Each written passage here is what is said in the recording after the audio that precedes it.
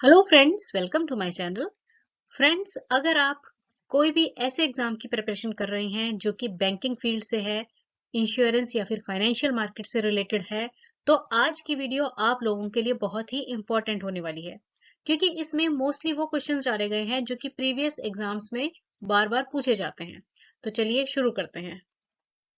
First of all, which of the following money supplies in the Indian economy consist the total post office savings. अब देखिए, इस question में ये पूछा गया है कि जो पोस्ट ऑफिस सेविंग्स रहती है ना, उसमें जो मनी सप्लाई रहती है इंडियन इकोनॉमी में, वो क्या होती है, उसका कोड वर्ड क्या है। तो देखिए, ऑप्शंस दी गई हैं M1, M2, M3 और M4। तो देखिए, इसका जो राइट आंसर है वो है M4। अब उससे पहले हम जानेंगे कि ये M1, M2, M3 या फिर M4 क्या है। देखिए, M1 का मतलब है currency with public plus demand deposit with banking system, जिसमें क्या क्या आएगा, करंट अकाउंट, सेविंग अकाउंट, और साथ में M1 में ऐड होगा other deposits with the RBI। तो ये जो सारी करेंसी रहती है ना, इसे M1 कहते हैं। नेक्स्ट है M2। अब M2 में क्या है, इसमें है M1 में जितनी करेंसी आ गई वो plus saving deposits of post office saving banks. ठीक है। नेक्स्ट है हमारी M3, जिसे कि ब्रॉड मनी भी कहा जाता है। इसमें आ जाता है M1 plus time deposit with the banking system. देखिए, टाइम डिपॉजिट का मतलब क्या होता है, जो हम FD करवाते हैं ना, उसे टाइम डिपॉजिट या टर्म डिपॉजिट कहते हैं। तो ये आ जाएगा M3। और लास्ट M4, जो कि है टोटल पोस्ट ऑफिस सेविंग्स में, इसमें क्या आ जाता है, इसमें जितना मटेरियल है M3 में plus all deposits with post office savings bank. तो ये 4 प्रकार की मनी रहती है। पर क्योंकि क्वेश्चन में पूछा गया है टोटल पोस्ट ऑफिस सेविंग्स, तो उसका राइट आंसर है M4। Reserve Bank of India defines narrow money as. देखिए, जो RBI है, ये नैरो मनी को किस तरह से डिफाइन करता है। अब ऑप्शंस दी गई हैं CU plus DD plus net time deposit of commercial banks, CU plus DD plus net time deposit of commercial banks plus total deposit of post office. Option C कह रही है CU plus DU plus saving deposit of post office savings bank, और last option कह रही है CU plus DU। तो देखिए, question के हिसाब से जो आपका राइट आंसर है वो है ऑप्शन ए, क्योंकि देखिए क्वेश्चन में पूछा गया है कि Reserve Bank of India defines narrow money as CU plus DD plus net time deposit of the commercial banks. अब इसमें ये जानना जरूरी है कि ये जो CU और DD है, ये क्या है। देखिए, CU का मतलब है करेंसी नोट्स प्लस कॉइन्स, और DD का मतलब है net demand deposits held by the commercial banks. The money multiplier in an economy increases with which one of the following? देखिए, किसी भी इकोनॉमी में जो मनी मल्टीप्लायर है ना, वो कैसे बढ़ता है। नीचे ऑप्शन दी गई हैं, उनमें से आपको राइट ऑप्शन चुननी है। Increase in the cash reserve ratio, increase in the banking habits of the population, increase in the statutory liquidity ratio and increase in the population of the country। तो देखिए, इसका राइट आंसर है option B, increase in the banking habits of the population. अगर किसी भी economy में, किसी भी देश में जो वहां की जनता है, उनमें बैंकिंग की हैबिट्स बढ़ती है ना, यानी कि हम बैंक में अपना पैसा जमा करवाते हैं या बैंकिंग की सेवाएं ज्यादा लेते हैं, तो उससे उस इकोनॉमी में जो मनी मल्टीप्लायर है ना, वो इंक्रीज होता है। तो इसलिए इस क्वेश्चन का राइट आंसर है option B. Multiplier will be lower with which one of the following. अब देखिए, यहाँ पर मल्टीप्लायर का मतलब मनी मल्टीप्लायर ही है, कि मनी मल्टीप्लायर जो है ना, वो लोअर होगा किस कारण की वजह से, जो नीचे ऑप्शन दी गई हैं उनमें से। ऑप्शंस है high marginal propensity to consume. देखिए, यहाँ पर जो शब्द आया है ना प्रोपेंसिटी, इसका मतलब होता है कैपेसिटी टू डू, यानी कि कोई काम करने की क्षमता। तो पहली ऑप्शन कह रही है high marginal propensity to consume, low marginal propensity to consume, high marginal propensity to invest and low marginal propensity to save। तो क्वेश्चन में पूछा गया है कि मल्टीप्लायर जो है वो लो होगा अगर होगी लो मार्जिनल प्रोपेंसिटी टू कंज्यूम। अब यहाँ पे आपको प्रोपेंसिटी का मीनिंग भी बताया गया है, टेंडेंसी टू डू समथिंग। तो इस क्वेश्चन का राइट आंसर है option B. Foreign currency which has a tendency of quick migration is called as. अब देखिए इस क्वेश्चन में पूछा गया है कि फॉरेन करेंसी जिसमें की टेंडेंसी है क्विक माइग्रेशन की, उसे क्या कहा जाता है? Hot currency, gold currency, soft currency या फिर हार्ड करेंसी? तो देखिए इसका राइट आंसर है ऑप्शन ए। फॉरेन करेंसी जिसमें बहुत फास्ट टेंडेंसी रहती है क्विक माइग्रेशन की, उसे हॉट करेंसी कहा जाता है। अब हॉट करेंसी के बारे में थोड़ी और जानकारी लीजिए। Hot currency signifies the currency that quickly and regularly moves between the financial markets, यानी कि ये ऐसी करेंसी है जो फाइनेंशियल मार्केट्स के बीच में बहुत तेजी से और रेगुलरली मूव करती रहती है। Hot currency continuously shifts from countries with low interest rate to those with the higher interest rate. तो देखिए ये भी इसके बारे में इंपॉर्टेंट पॉइंट है कि जो हॉट करेंसी है ना, वो कंट्रीज के बीच में शिफ्ट होती रहती है। कहाँ? लो इंटरेस्ट रेट वाली कंट्रीज से हायर इंटरेस्ट रेट वाली कंट्रीज में शिफ्ट इजिली हो जाती है। तो इसलिए इस क्वेश्चन का राइट आंसर है option A, hot currency. Demonetization of ₹500 and ₹1000 currency notes was announced on। देखिए अब इस क्वेश्चन में पूछा गया है कि जो डीमोनेटाइजेशन हुई थी ना 500 और 1000 रुपए की करेंसी नोट्स की, वो कब अनाउंस की गई थी? ऑप्शंस हैं 8 नवंबर 2016, 1 जनवरी 2017, 15 अगस्त 2016 और 31 मार्च 2017। तो देखिए इसका राइट आंसर आई थिंक कई लोगों को याद भी होगा। इसका राइट आंसर है ऑप्शन ए, 8 नवंबर 2016 को demonetisation of 500 and 1000 rupees currency notes was announced. तो ऑप्शन ए आ जाएगा आपका right answer. Reserve Bank of India was established in year. आपको बताना है कि आरबीआई यानी कि रिजर्व बैंक ऑफ इंडिया की स्थापना कौन से साल में हुई थी? 1930, 1935, 1947 और 1951।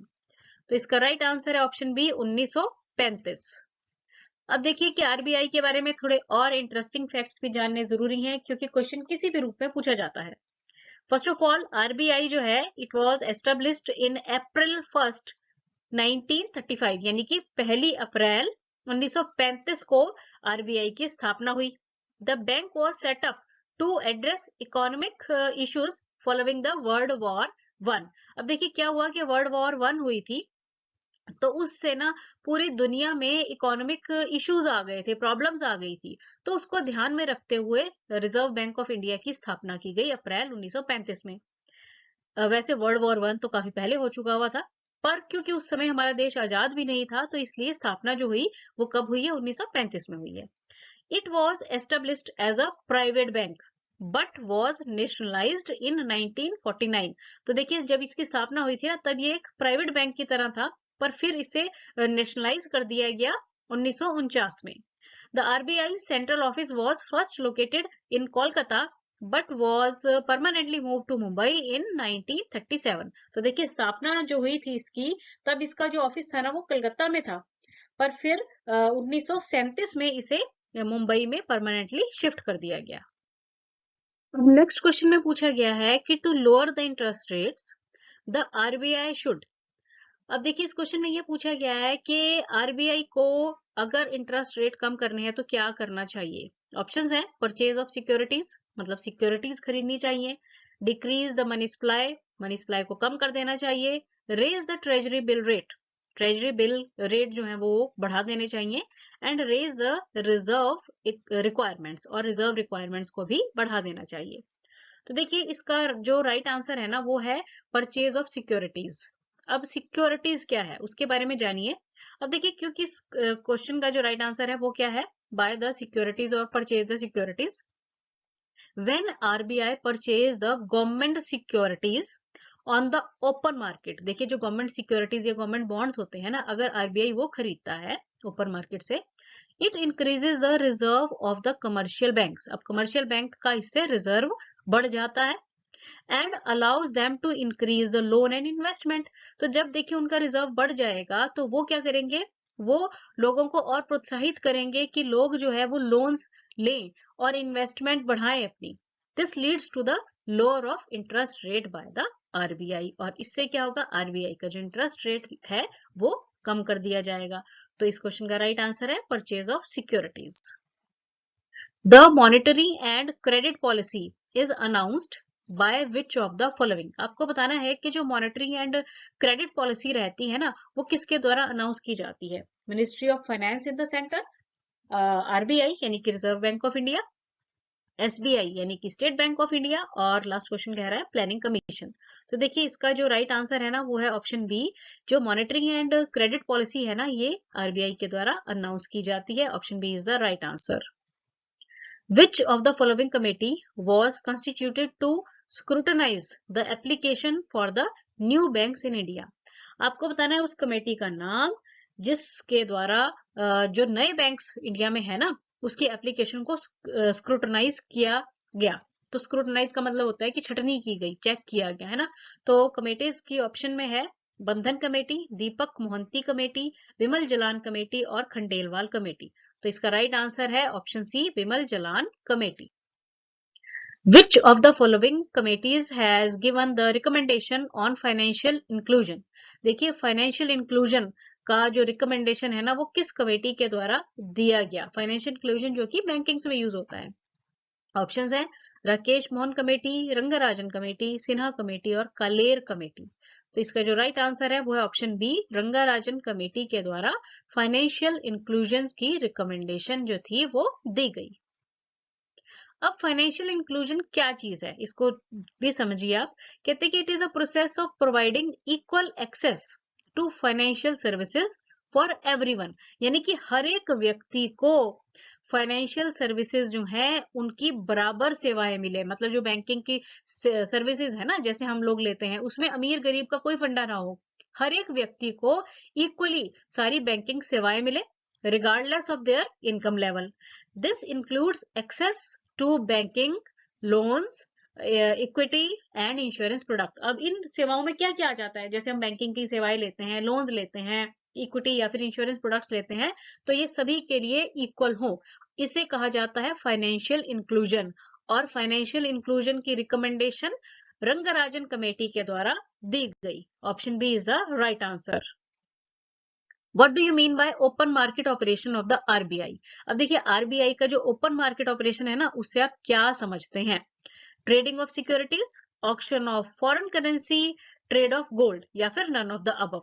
तो इसका जो राइट आंसर है वो ऑप्शन ए है, ट्रेडिंग ऑफ सिक्योरिटीज जो है ना उसे हम आरबीआई का ऑपरेशन ओपन मार्केट ऑपरेशन कहते हैं। Option A is the right answer.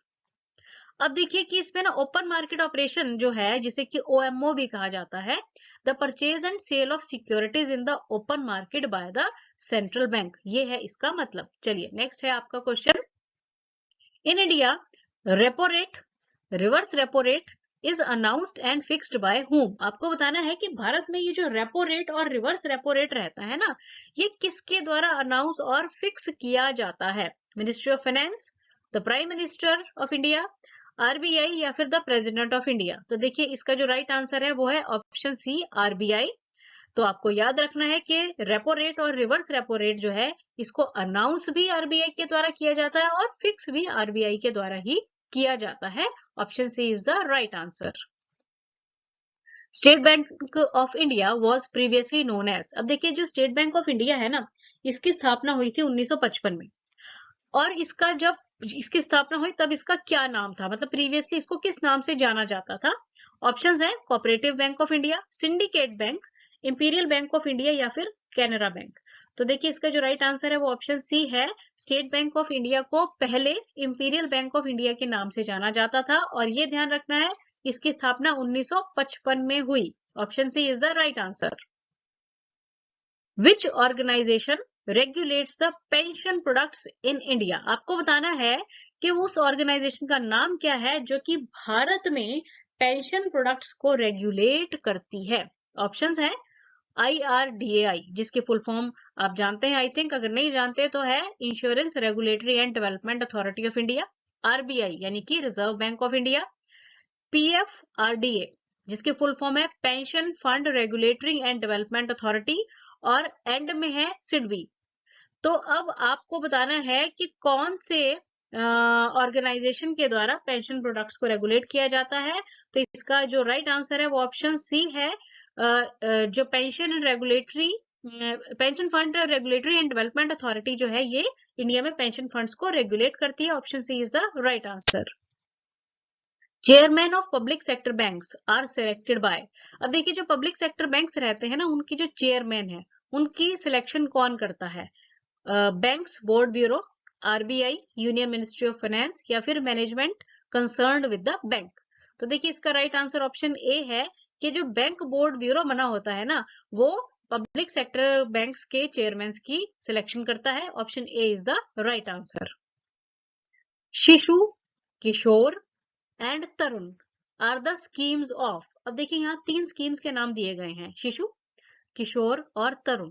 ये कौन सी जो नीचे ऑप्शंस दी गई हैं उनकी स्कीम्स में आते हैं? तो ऑप्शंस में है रीजनल रूरल बैंक्स, मुद्रा, सिडबी और IDBI। तो देखिए जो ये शिशु, किशोर और तरुण स्कीम्स है ना, ये आ जाती हैं स्कीम्स ऑफ मुद्रा। मुद्रा जिसकी फुल फॉर्म है micro units development and refinance agency limited. तो आपको याद रखना है ये तीनों स्कीम्स जो है ये मुद्रा बैंक्स के अंडर आती हैं। Option B is the right answer.